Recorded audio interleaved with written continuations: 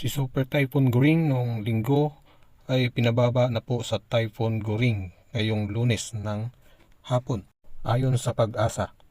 Sa August 29, Martes ng gabi o madaling araw ng Miyerkules ay posibleng maglandfall si Typhoon Goring sa isang island ng Batanes Group of Islands or Babuyan Group of Islands.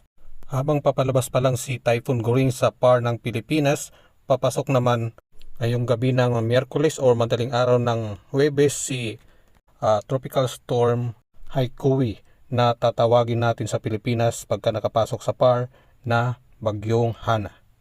So ingat-ingat po ang mga kababayan natin dyan sa may Babuyan Group of Islands o Batanes Group of Islands dahil posibleng dadaan dyan si Bagyong Goring na dating dindaanan ni Super Typhoon Egay.